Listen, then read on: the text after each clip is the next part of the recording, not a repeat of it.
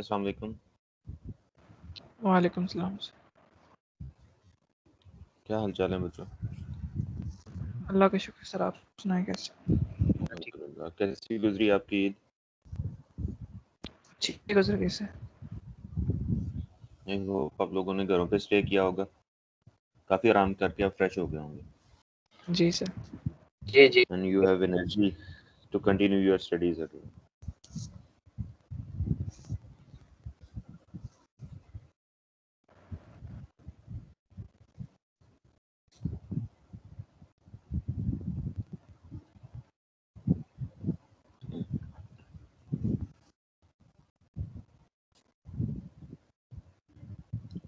बेटा आपको स्क्रीन नज़र आ रही है?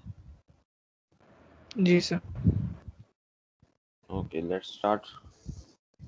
आज हम स्टार्ट करेंगे quality management systems. Different organisation में हम क्वालिटी मैनेजमेंट सिस्टम अडॉप्ट करते हैं। अब ऑर्गेनाइजेशन में एक ऑर्गेनाइजेशन सप्लायर होती है, दूसरी ऑर्गेनाइजेशन कस्टमर होती है। अब ये दो पार्टीज हैं, एक ने प्रोडक्ट बना के सेल करनी है या उसने सर्विसेज सेल करनी है, दूसरे ने वो सर्विसेज या प्रोडक्ट्स परचेज करनी है। अब दोनों कैसे एक पॉइंट पे अग्री होंगे कि जो प्रोडक्ट बनाई गई है और जो ली जा रही है, दोनों के जहन में जो कॉन्सेप्ट है स्टैंडर्ड्स का, इसकी स्पेसिफिकेशंस ये होनी चाहिए, वो कैसे कंफर्म की जाएंगी? एक तो वो स्पेसिफिकेशंस कैसे कंफर्म की जाएंगी, सेकेंडली उनको मेजर करने का तरीकाकार क्या होगा। जैसे आप निटिंग के स्टूडेंट्स हैं, जब निटिंग इंडस्ट्री में आप जाएंगे तो आपको परचेज में मेजर यान आप परचेज कर रहे होंगे, तो यान का काउंट है। आप जब टाइम के साथ एक्सपीरियंस गेन कर लेंगे, आप रफली बहुत जल्दी से बताएंगे इस तरह का फैब्रिक बनाना है, इतना जीएसएम देना है, तो इतना काउंट होना चाहिए। Now this is only a number, but उस नंबर के पीछे एक पूरा प्रोसेस है, प्रोसीजर है, जो कि आप अंडरस्टैंड कर रहे हैं। और जब आप एक सप्लायर को वो नंबर बताएंगे तो सप्लायर उस नंबर को, उसके प्रोसेस को अंडरस्टैंड कर रहा होगा। फॉर एग्जांपल 16 सिंगल यान आपने परचेज करना है, तो यू नो कि उसका वॉल्यूम, उसका बल्क कितना होगा। फिर आप दूसरी स्पेसिफिकेशन भी बताते हैं, वो हम बाद में डिस्कस करते हैं। और आपको भी पता है कि ये 16 यूज करेंगे तो इसका जीएसएम इतना आएगा फैब्रिक का, एक स्पेसिफिक कंस्ट्रक्शन के लिए। आपको अब ये चीज़ें कैसे गैस हुई, कैसे आइडिया हुआ, आपने बहुत सारा काम किया, आपको फिर याद हुआ, लेकिन उसको मेयर करने का तरीकाकार क्या था आपके जहन में है? जब आपके पास जान आता है, आप उसका काउंट चेक करते हो। अब कैसे चेक करते हो? आप कहते हो मैंने चेक किया, ये 16 ही है। सप्लायर ने सप्लाई किया, उसने चेक किया, ये 16 ही है। तो दोनों कैसे उसके 16 के ऊपर एग्री हो गए? तो उसका एक प्रोसेस का स्टैंडर्ड है, मेजरमेंट का तरीकाकार है, जो कि इंटरनेशनल स्टैंडर्ड ऑर्गेनाइजेशन डिफाइन करती है। कि यान को लिया, उसकी ली बनाई, ली को वे किया, और एक स्पेसिफिक फार्मूला है, उसके अंदर आपने ली की लेंथ और वेट इनपुट कर दिया, उससे काउंट कैलकुलेट हो गया। ये बहुत एक सिंपल सी एग्जांपल है किसी भी प्रोसेस और प्रोडक्ट की स्पेसिफिकेशंस को कंपेयर करने की। अब जो प्रोसीजर आप अपनी ऑर्गेनाइजेशन में आपने प्रोडक्ट को चेक करने के लिए यूज़ किया, वही प्रोसीजर दूसरे ने भी यूज़ किया। दुनिया में बेतहाशा ऑर्गेनाइजेशंस हैं, उन ऑर्गेनाइजेशंस में ये पॉसिबल नहीं होता कि हर कस्टमर, हर सप्लायर को अपना चेक करने का तरीकाकार बताए। ये काफ़ी टाइम टेकिंग चीज़ होगी, क्योंकि एक सप्लाई नहीं, बहुत सारी सप्लाईज होती हैं। इसलिए सप्लायर्स और कस्टमर्स दोनों के लिए कुछ थर्ड पार्टीज, जैसे ISO, international standard for organization, sorry international organization for standards, ये कायम की गई। ये थर्ड पार्टी करती क्या है? स्टैंडर्ड प्रोसीजर्स डिफाइन करती है, स्टैंडर्ड्स सेट करती है, प्रोसेसेस के लिए भी और प्रोडक्ट की स्पेसिफिकेशंस के लिए भी। तो ये फिर सर्टिफाई करती है सप्लायर्स को।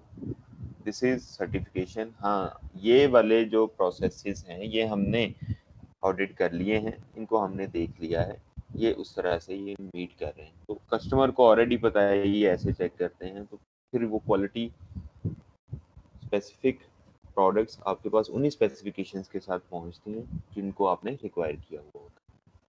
तो ये इंटरनेशनल ऑर्गेनाइजेशन फॉर स्टैंडर्ड्स के लिए ऑर्गेनाइजेशंस इसलिए बनाई जाती हैं। हम डिस्कस करेंगे टेक्सटाइल के लिए कौन सी होती हैं, बाकी कौन सी होती हैं। कुछ ऐसी सीरीज होती हैं जो कि जेनेरिक होती हैं, जैसे क्वालिटी की डेफिनेशंस हैं, जेनेरिक हैं, हर इंडस्ट्री के ऊपर अप्लाई होंगी। कुछ प्रोसेसेस के ऊपर होती हैं, कुछ इंडस्ट्री सेक्टर के लिए स्पेसिफिक होती हैं, जैसे टेक्सटाइल इंडस्ट्री है, ऑटोमोटिव इंडस्ट्री है, एरोस्पेस एंड सो ऑन। कुछ होती हैं जो कि एक इंडस्ट्री के अंदर, एक टाइप की इंडस्ट्री के एक सेक्शन के ऊपर होती हैं, फिर कोई स्पेसिफिक मशीन के ऊपर होती हैं, उसके टाइप ऑफ टूल्स के ऊपर होती हैं, फिर एक स्पेसिफिक पार्ट के ऊपर होती हैं। इस हद तक इसकी सीरीज बना के डिफाइन की गई है। आपने बहुत सारे सुना होगा, ISO 9001, 9000, 14000, इस तरह से बहुत सारे हैं। कुछ आपने सुनी है, लिखी हुई देखी है, लेकिन इसके ओवरऑल बहुत सारे सीरीज हैं इसमें से। कुछ सीरीज ऐसी होती हैं जो कि जेनेरिक हैं, सब इंडस्ट्री के ऊपर अप्लाई होती हैं। कुछ ऐसी हैं जो कि सेक्टर वाइज किस तरह की मैन्युफैक्चरिंग या सर्विसेज इंडस्ट्री उसके ऊपर अप्लाई होती हैं। कुछ फिर उसके डेप्थ में जाके उसके हर प्रोसेस को स्पेसिफाई करती हैं।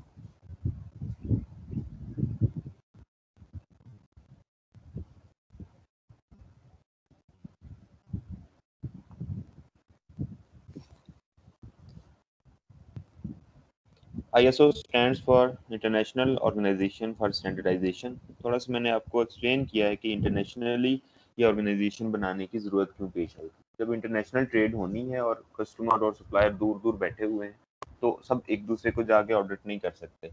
तो इंटरनेशनल ऑर्गेनाइजेशन बनाई जाती हैं जो कि उनके ऑडिट करके उनको सर्टिफाई कर देती हैं कि इनका quality management system in place है। वो उस क्वालिटी मैनेजमेंट सिस्टम के थ्रू अपने प्रोडक्ट और प्रोसेस की क्वालिटी चेक करके बना रहे होते हैं। ISO जिनेवा स्विट्जरलैंड में फाउंड की गई थी इन 1946।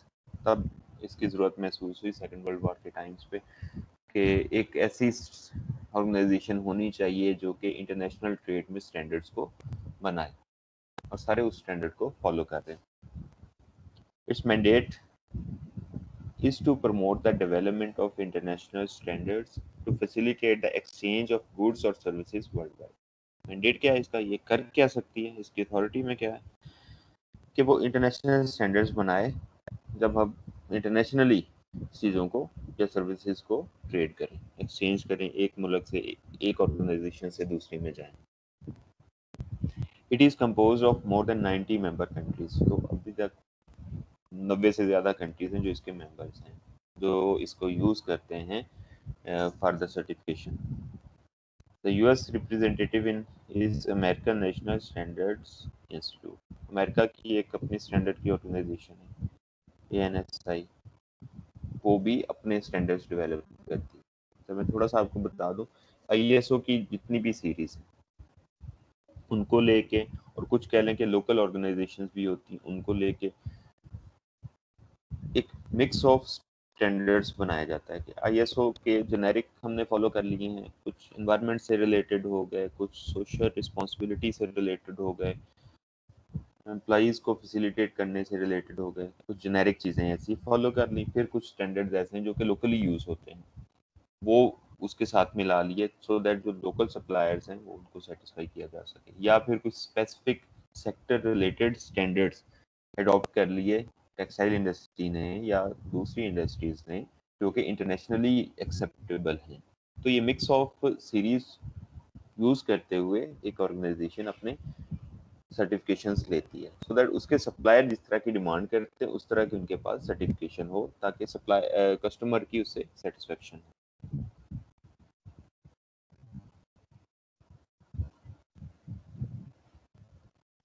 ISO technical committee developed a series of international standards for quality management system which were first published in 1987। ISO की एक टेक्निकल कमेटी है जिसने पहली बार जो स्टैंडर्ड्स पब्लिश किए थे क्वालिटी के, वो 1987 में किए थे।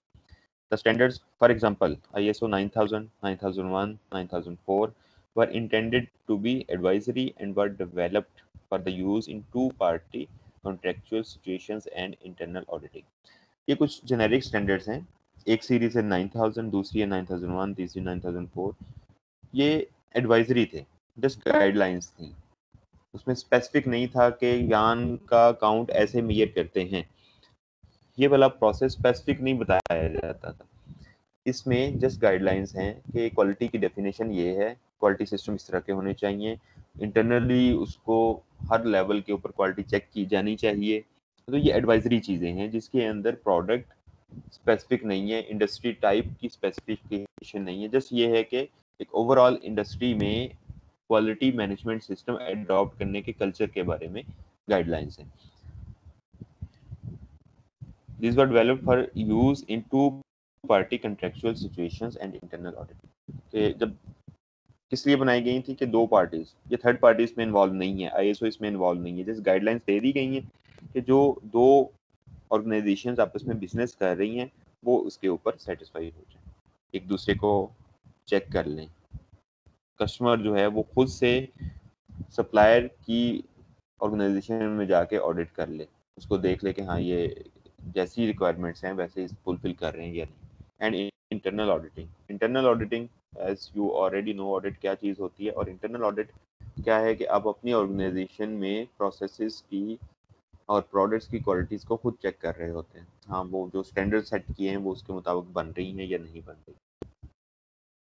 Now the standards have become universally accepted. The fourth edition of ISO 9001 was released in 2008 and it replaces the third edition. जो ये फोर्थ एडिशन है ISO 9001 का, वो लेटेस्ट, इसके बाद एक और आया 14000 का जिसने रिप्लेस किया था थर्ड एडिशन को। ISO 9000 सीरीज, थोड़ा सा ओवरव्यू लेते हैं, जो चीज़ें इसकी टेक्निकल टर्म्स हैं उनको अंडरस्टैंड करते हैं कि इसमें वो टेक्निकल टर्म्स क्या चीज़ हैं। What is two-party system? What is third-party system? What is quality system registration? Two-party system, as I explained already, कि आपके पास एक कस्टमर है, एक सप्लायर है, वो एक स्पेसिफिक डिफाइंड स्टैंडर्ड के ऊपर दोनों अग्री करते हैं कि इस स्टैंडर्ड के मुताबिक मैंने प्रोडक्ट सप्लाई करनी है और कस्टमर ने प्रोडक्ट लेनी है। अब ये दो पार्टी सिस्टम में थर्ड इन्वॉल्व नहीं है, सिर्फ उसकी गाइडलाइंस या जो उसने तरीकाकार डिफाइन किया गया है उसको यूज़ किया जाता है, या उसमें खुद अपनी एडिशन भी की जाती है, और कस्टमर सप्लायर की ऑर्गेनाइजेशन को विजिट करता है, ऑडिट करता है और सारी डिफाइंड गाइडलाइंस को वेरीफाई करता है और कहता है हाँ ठीक है तुम्हारा system you can supply. This is two party system. Third party system क्या चीज़ है? Overall around the world accepted standardization organizations को लिया जाता है, वो सप्लायर्स को ऑडिट करके उनको सर्टिफाई करती है, उनको अपने पास रजिस्टर कर लेती है कि स्पेसिफिक स्टैंडर्ड के वर्सेस। आईएसओ ने 9000 की सर्टिफिकेशन दे दी है ऑर्गेनाइजेशन को। अब 9000 के वर्सेस जो सारे स्टैंडर्ड्स डिफाइन है उसने वो चेक किए कि ये वाला सप्लायर इन स्टैंडर्ड्स को मीट कर रहा है, उसको सर्टिफाई कर दिया। अब जो कस्टमर है अगर उसको इन वाले स्टैंडर्ड्स की रिक्वायरमेंट है तो वो पूछता है सप्लायर से किसके पास ये सर्टिफिकेशन है, जो सर्टिफिकेशन होगी वो उससे अपनी प्रोडक्ट्स बाई करेगा।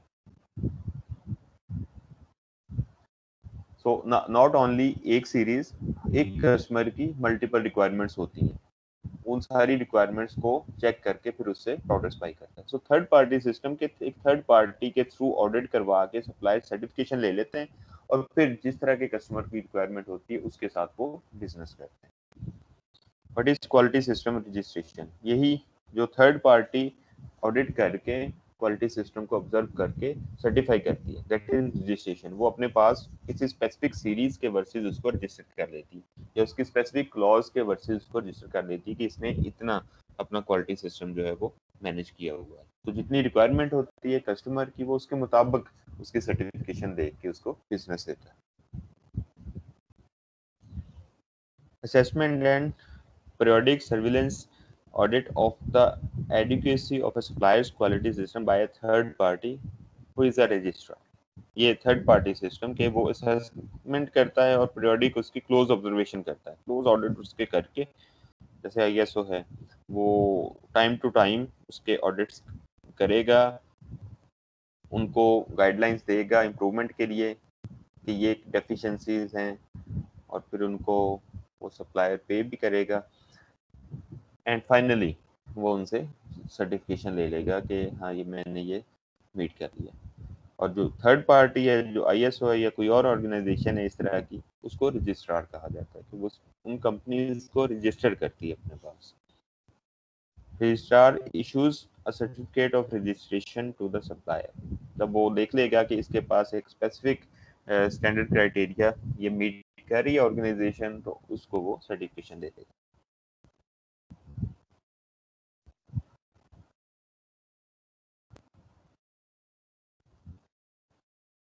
बेनिफिट्स ऑफ आईएसओ रजिस्ट्रेशन, मोटे मोटे से बेनिफिट्स हम देखते हैं। मार्केटिंग, आपकी मार्केटिंग बहुत आसान हो जाती है। जब आप इंटरनेशनली अपनी प्रोडक्ट को मार्केट कर रहे होते हो तो आप अपनी प्रोडक्ट के साथ साथ अपने प्रोसेस और प्रोडक्ट की क्वालिटी की स्पेसिफिकेशंस की सर्टिफिकेशन भी दिखाते हो कि हमारी ऑर्गेनाइजेशन दिस सर्टिफाइड है। फॉर एग्जांपल एनवायरमेंटल कंसर्न्स अब बहुत हैं। आप यूरोप में स्पेशली या अमेरिका में आप एक्सपोर्ट करते हो तो वो रिक्वायर करते हैं कि आपने सस्टेनेबिलिटी की पॉलिसीज अडॉप्ट की हैं या नहीं, एनवायरमेंटल सेफ्टी के लिए आपने कौन सा प्रोसेस अडॉप्ट किया है। तो उसके लिए भी आईएसओ के जेनेरिक स्टैंडर्ड्स हैं जो सारी ऑर्गेनाइजेशन पे एप्लीकेबल होते हैं। तो आप दिखाते हैं ये मेरे पास सर्टिफिकेशन है, तो it serves as a good tool for your marketing. फिर उन्होंने कहा कि रिसाइकलिंग के इतने कंटेंट्स होने चाहिए, तो आप दिखाते हो कि मैंने थर्ड पार्टी से ऑडिट करवाया, उनकी ये सर्टिफिकेशन है, हम ऑलरेडी ये यूज कर रहे हैं। इससे आपको कंपेटिटिव एज भी मिलता है। आपके कंपेटिटर्स हैं मार्केट में जिनके पास सर्टिफिकेशंस नहीं है, आपके पास एक सर्टिफिकेशन एक्स्ट्रा है उनसे, तो आप क्योंकि एक्सेप्टेंस मार्केट में ज़्यादा है, आपको उनकी निस्बत कंपेटिटिव एडवांटेज मिलता है, आपकी प्रोडक्ट की एक्सेप्टेबिलिटी ज़्यादा होती है। It is related to marketing as well. Process improvement, अब ये दो चीज़ें हो गई, मार्केटिंग और कंपेटिटिव एज एक्सटर्नल हैं। आपने अपने कस्टमर्स को के साथ एडवांटेज लिया इन चीज़ों का, लेकिन उसके इंटरनल एडवांटेजेस भी होते हैं। आपका प्रोसेस इम्प्रूव होता है। जब आप सर्टिफिकेशन लेने जाते हो तो जो ऑडिट कंपनी है वो आपको बताती है आपकी डेफिशिएंसीज, उसके मुताबिक आप अपने प्रोसेस को मॉडिफाई करते हो, अपने क्वालिटी सिस्टम को बेटर करते हो। इससे ना सिर्फ ये कि आपकी क्वालिटी प्रोडक्ट की अच्छी होती है जो कि अपने कस्टमर को सेल करनी है, ना सिर्फ ये कि आपको कम्पिटिटिव एज मिलता है, ना सिर्फ ये कि आपकी मार्केटिंग अच्छी होती है, बल्कि आपके जो इंटरनल प्रोसेसेस हैं जो कि उस क्वालिटी को अचीव करने के लिए चल रहे होते हैं वो भी इम्प्रूव होते हैं। कैसे?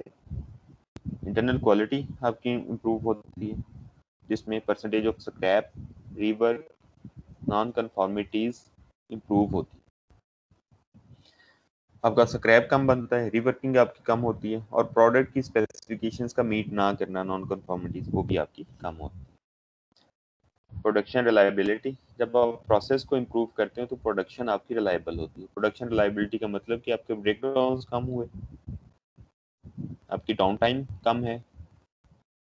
ब्रेक डाउन मीन्स जब आपने प्रोसेस को इम्प्रूव किया है तो आपकी मशीन की मेंटेनेंस और बाकी चीज़ें आपकी बेटर हुई, तो आपकी मशीन का ब्रेक डाउन कम होगा। डाउन टाइम मेंटेनेंस के लिए या बाकी चीज़ों के लिए कम होगा क्योंकि आपने ऑलरेडी प्रोसेस को इम्प्रूव किया। एक्सटर्नल क्वालिटी, जब मार्केट से क्लेम्स ऑफ द प्रोडक्ट्स आपको कम आते हैं, आपने ऑलरेडी प्रोडक्ट की प्रोसेस और प्रोडक्ट की सर्टिफिकेशन ली हुई, क्वालिटी स्टैंडर्ड्स को मीट कर रहे हैं, तो आपकी प्रोडक्ट की क्लेम्स कम आएंगे, वारंटी में आपकी प्रोडक्ट वापस कम आएगी, रिटर्न प्रोडक्ट्स आपकी कम होंगी। इसी तरह से टाइम परफॉर्मेंस, जैसे कि आपका ऑन टाइम डिलीवरी है, थ्रूपुट टाइम है, ये आपकी ये चीज़ें कम होंगी। आपने जिस टाइम पे कमिट किया है उस टाइम पे अपनी प्रोडक्ट को डिलीवर कर रहे हैं। थ्रूपुट टाइम आपका जो मैन्युफैक्चरिंग टाइम लगता है कन्वर्जन का टाइम लगता है, रॉ मटेरियल से प्रोडक्ट बनने तक का टाइम, वो भी आपका कम लगेगा, या कह लें कि मिनिमम लगेगा, जिसमें कि आपका रॉ मटेरियल प्रोडक्ट की शेप लेने में बीच में कहीं पे नहीं रुकेगा, क्योंकि आपने प्रोसेस ऑलरेडी इम्प्रूव किया हुआ।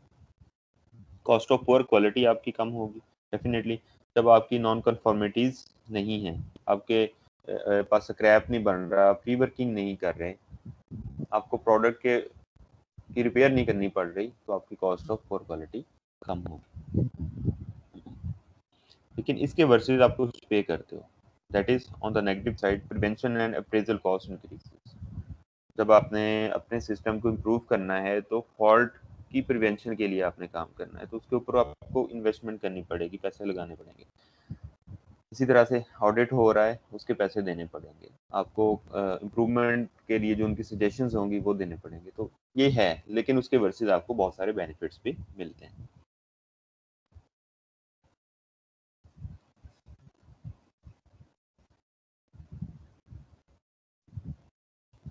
I would like to call roll number 31. 31, are you listening me? जी सर, अस्सलाम वालेकुम। वालेकुम सलाम। बेटा थोड़ा सा अपना इनपुट दें, हमने अभी तक जो डिस्कस किया आपने क्या अंडरस्टैंड किया है क्वालिटी के बारे में, और जो इंटरनेशनल स्टैंडर्ड ऑर्गेनाइजेशंस हैं ये क्या करती हैं? सर जी, क्वालिटी यही है कि हमारे पास जो एक इंडस्ट्री है हमारी, वो कैसे अपने कह लें कि स्टैंडर्ड्स को मेंटेन करके किस तरह बेस्ट जो है अपनी प्रोडक्ट्स देती है वो अपने कंज्यूमर को। बेटा ये थर्ड पार्टी क्या करती है? जैसे आईएसओ का मैंने बताया, इसका क्या काम है? थर्ड पार्टी यही है सर कि वो उनकी अपनी एक स्पेशलाइजेशन होती है। अगर हमारे इंडस्ट्री में वो काम नहीं हो रहा तो हम उनसे रिक्वेस्ट करके उनकी सर्विसेज हासिल कर सकते हैं जिसमें उनकी स्पेशलाइजेशन है। ओके, ठीक है, अपन अपना माइक बंद करें। No, I would like to call 56।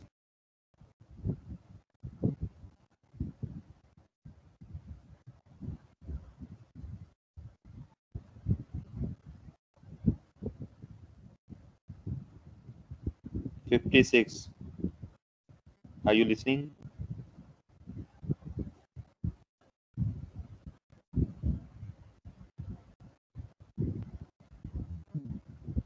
$94.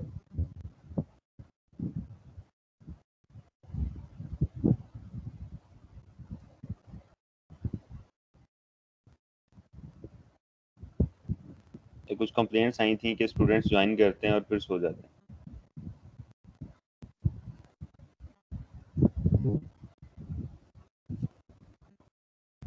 107।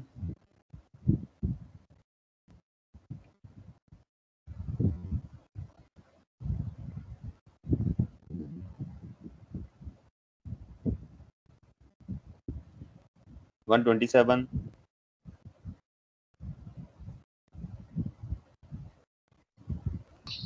Yes sir.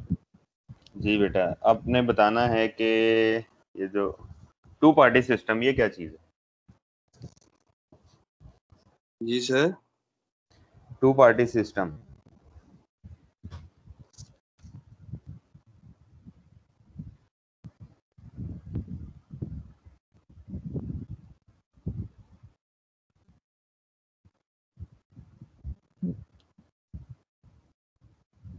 One 127।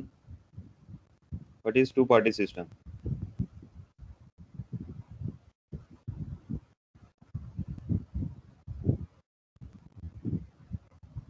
Sorry sir, इसमें थोड़ी सी कंफ्यूजन है। वो सर मैं ना दोबारा रिकॉर्डेड सुन के तो वो थोड़ा सा क्लियर करूंगा सर।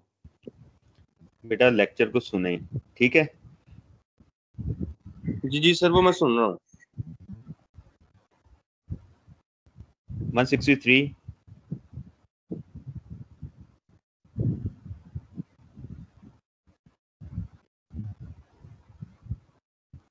163।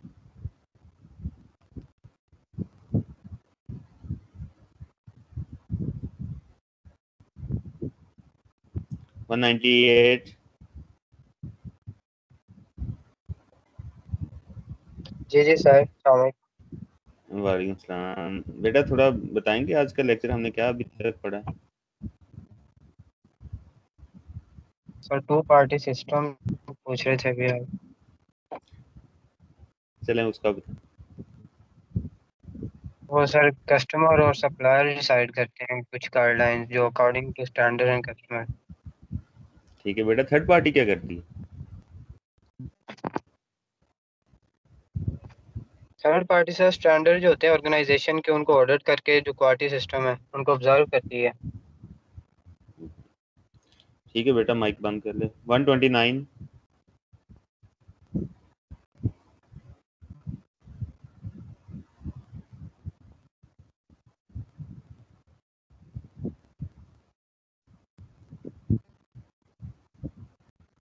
129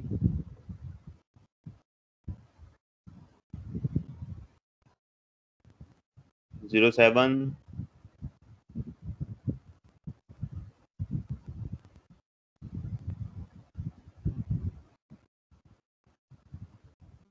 07। बेटा नेक्स्ट लेक्चर से मैं किसी का रोल नंबर कॉल करूं, आपको फौरन से रिस्पॉन्ड करना है। अदरवाइज आज के लेक्चर में okay, but from next attendance नहीं होगी। अभी मैं आपकी अटेंडेंस भी लेने लगा हूँ।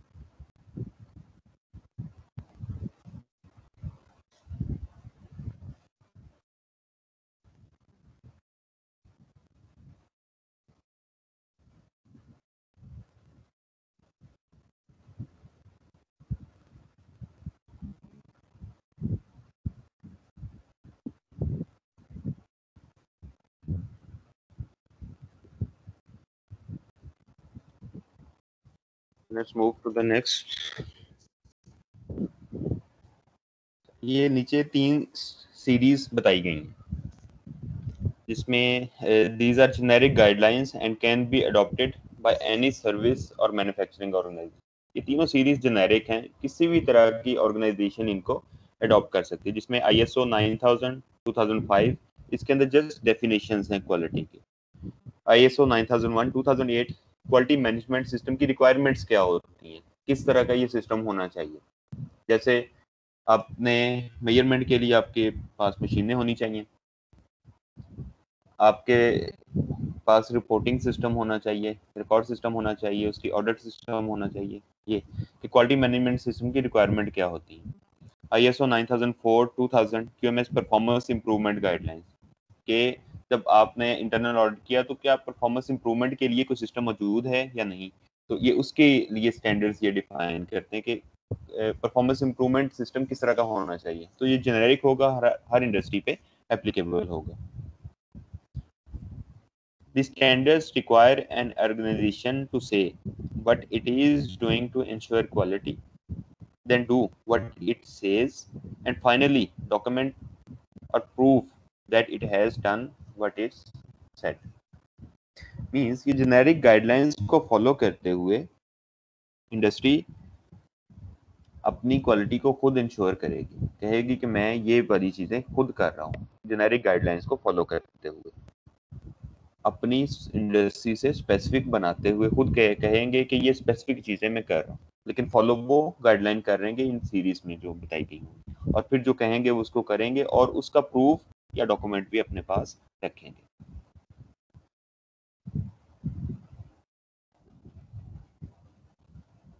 सेक्टर स्पेसिफिक स्टैंडर्ड्स कुछ हैं जिसको हम अभी देख लेते हैं कौन कौन से हैं, फिर कुछ हम डिस्कस करेंगे, उनके प्रोसेस को डिस्कस करेंगे कि ये कैसे हम करते हैं। फॉर एग्जांपल AS 9100 ये एरोस्पेस इंडस्ट्री से रिलेटेड है, उसका क्वालिटी सिस्टम है। ISO TS 16949 quality system automotive suppliers, गाड़ियां सप्लाई करने वालों के लिए। TL 9000 quality excellence for supplier of telecommunication forum. ISO IEC 17025 2005 general requirement for competency of testing and calibration laboratories, जो टेस्टिंग और कैलिब्रेट करेंगे लेबोरेटरी, उनका अपना भी क्वालिटी सिस्टम होना चाहिए, तो उसके लिए ये वाला स्टैंडर्ड है। ISO 15189 2012 quality and competency in medical department, ये उसके लिए यूज होता है। And what is the sector specific standard for textile और क्लोथिंग इंडस्ट्री। इसको हम एट द एंड ऑफ जब हम इसको क्लोज करेंगे इसको हम डिस्कस करेंगे ब्रीफली कि टेक्सटाइल के लिए कौन से स्टैंडर्ड यूज होते हैं। जैसे आपको कुछ स्टैंडर्ड्स का खुद से आइडिया होगा, जैसे ISO, ASTM, इस तरह के स्टैंडर्ड्स हम यूज करते हैं टेस्टिंग के लिए, जिसमें सारे स्टैंडर्ड प्रोसीजर्स बताए हुए होते हैं, एटमॉस्फेरिक कंडीशंस, मटेरियल की कंडीशन, सैम्पलिंग किस तरह से करनी है, फिर टेस्ट किस तरह से करने हैं, ये सारी चीज़ें उसमें बताई गई होती हैं। तो इसको हम डिस्कस करें। यहाँ तक हमारा आज का लेक्चर है। इसमें कोई क्वेश्चंस हैं तो you are most welcome and please it's an advice, जब आप लेक्चर सुन रहे हो तो लेक्चर को सुने, उसमें पार्टिसिपेट करें। ये ना हो कि आपको मैं कॉल करूं और आप वहाँ पे मौजूद ना हो, नेक्स्ट से आपकी अटेंडेंस उस पर नहीं होगी।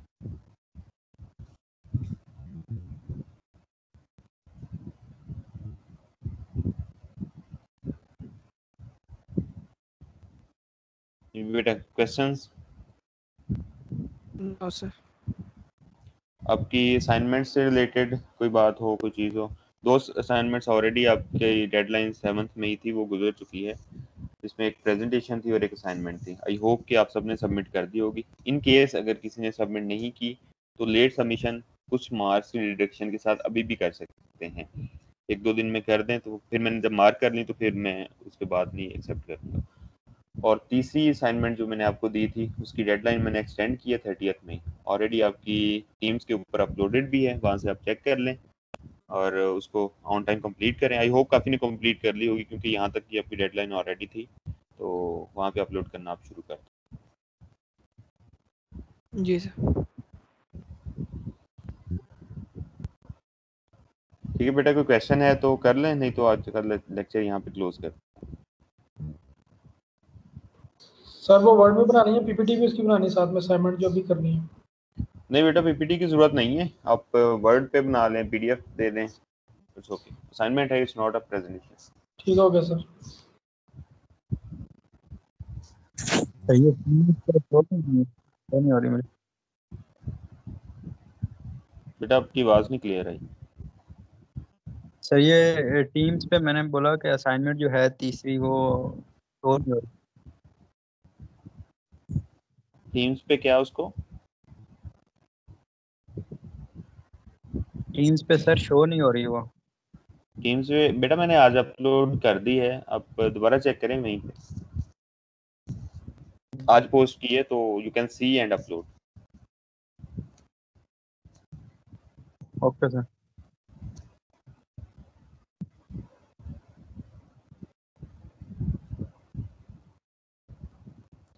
आज का लेक्चर जो हमने स्टार्ट किया है, it is chapter 10 from the book that I have already given to you.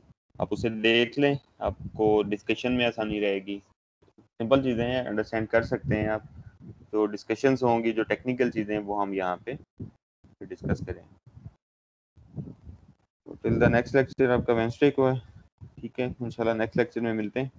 अपना ख्याल रखें। अल्लाह हाफ़िज़। अल्लाह हाफ़िज़ सर।